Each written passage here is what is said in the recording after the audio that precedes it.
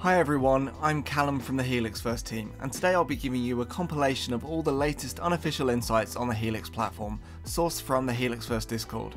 Now there's some great insight in our Discord, but do take everything with a pinch of salt, as we're ultimately an unofficial community, and until the Helix team formally announce things, they are not official and are very much subject to change.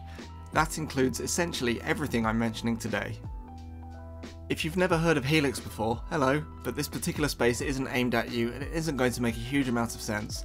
What I'd recommend is first checking out the official Helix website, our own helixverse.xyz website where there is a lot of information, and joining the official Helix Discord and the Helixverse Discord. The Helix team do their own monthly calls that are definitely worth a listen, and if like me you prefer to read things instead of listening, we provide a notarized summary of each one of those calls on the Helixverse website. Finally, thanks very much to Conker from the Helix team for his help in answering the many questions of the Helixverse community, which is ultimately what allowed me to make this summary. Right, I have a lot of insight to share, so I'll first give you quick updates on Helix citizens and NFT staking before moving to the much more detailed topic of the new Helix exchange stores, namely their different purposes, the different types of assets on them, and how purchasing, payouts and KYC will work. Brace yourself, it's going to get pretty detailed, but it'll be worth it if you want to know how the Helix ecosystem is structured. First up, we have Helix Citizens. Now, aside from being the official profile picture collection of Helix, the utility of Citizens is that their owners can equip their respective citizens' clothing in-game on their global avatars. So while you can't play as the citizen itself, you can equip the in-game equivalent of their clothing. We now have the new information that you'll also be able to do this with your Citizen's weapon skin. Next up, we have staking. The current NFT staking system will likely be retired after Helix launches their smart collectibles system and the staking point shop opens. If you remain staked, you can convert your NFT assets to smart collectibles for free, and if you unstake, a gas fee will be required if you later want to convert to them. Whether there will be an alternative staking system to replace the current one is yet to be confirmed, but the impression I personally got is that something is being worked on. Now I'll explain how purchasing, payouts and KYC will work on the new Helix stores. For purchasing, items are bought using the Lix in-game currency. You can buy Lix using credit card, you cannot buy using crypto at launch. For payouts, you can cash out Lix to real-world cash directly to your bank account. Helix is using Tipalti as their cash out provider, which is the same business that Roblox uses. Whether it will be possible to cash out to a crypto wallet is still yet to be determined. And regarding KYC, the Helix team's current plan is to only require KYC when people are cashing out Lix to real money. Most, if not all, buyers will never need to KYC. Conversion from an NFT to a smart collectible will most likely not require KYC either, and I'll explain what smart collectibles are in a moment. Trading collectibles will most likely also be KYC free, unless you're doing very large volume. Now I'll be going through the different Helix asset types and the difference between their new exchange stores. First up, smart collectibles versus NFTs. You can keep your existing NFT assets as NFTs, or you can convert them to smart collectibles. Before I explain what smart collectibles are, it's important to know that only NFTs will drop NFT item rewards, and only smart collectibles will drop smart collectible rewards. In other words, you can't claim smart collectible rewards from your NFTs, you need to convert the NFTs to smart collectibles first. And to be very clear, if you want to claim reward items gas-free, you need to convert all required NFTs to smart collectibles, because smart collectibles are gas-free, and as we should all know by now, NFTs are not. Smart collectibles are traded on the Helix Collectibles Exchange, also known as the CEX or CEX, which I'll go into more detail on shortly.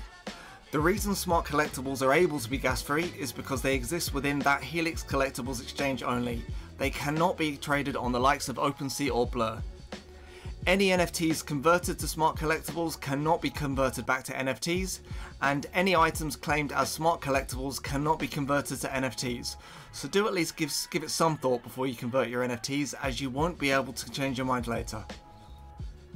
For those of you wanting to keep your assets as NFTs, be mindful that you cannot use NFT assets in your crypto wallet as in-game items. The Helix team have explained that this is because it's incredibly expensive and complex to have real-time blockchain monitoring, and also makes gameplay implementation very difficult. Conker put to us an example scenario where if the car you're currently driving in game is sold to another user, what should happen there? We've been told it would also be very difficult to do the workaround of allowing people to play with their staked NFTs, and even if it were to be implemented, those items would need to be locked to a separate contract. Now we have the Collectibles Exchange versus the Helix Exchange, also known as the Hex, versus the Developer Exchange, also known as the DEX, versus the Point Store. The Collectibles Exchange is a marketplace for tradable Helix collectibles items. The Helix Exchange is an in-game store, or an in-game store I should stress, for non-tradable Hex items. The Point Store is a store where Helix stakers can spend their staking points. And the Developer Exchange is a marketplace for developer assets. Anyone with a Helix account can access it, and creators or developers will use assets from the DEX to build their world, for example to use it as a prop or to accessorize a non-playable character. And players can start a server instance of that world and play it with their friends. Essentially, worlds are game maps and servers are different instances of those maps.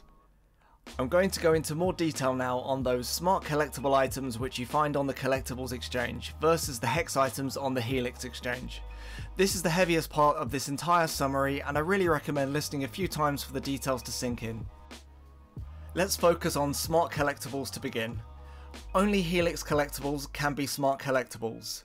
In contrast, Hex items are not smart collectibles or NFTs, they are regular Web 2 items. Only the Helix team can create smart collectibles, and smart collectibles are limited quantity and are tradable. That makes them more exclusive than Hex items, as I'll come on to in a moment. And as with NFTs on OpenSea, smart collectibles display ownership history. Hex items are in-game items that can be created by anyone. Like collectibles, they are global cross-world items. Anyone can create a Hex in-game item and sell it on the in-game Hex store for licks. To begin with, Hex items will mostly be wearable and cosmetic items that can be equipped onto the global avatar character that you spawn into worlds as. For example, clothes, sunglasses, shoes.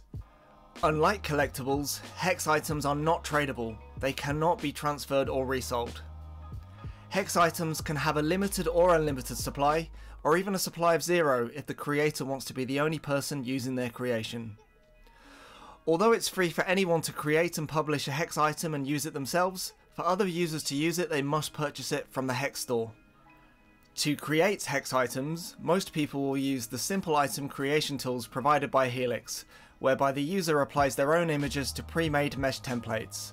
Skilled creators have the option to create Hex item assets outside of Helix Studio, however they must cook them using Helix Studio for them to work in-game. Hex items are regular Web 2 non-blockchain based assets that do not display ownership history.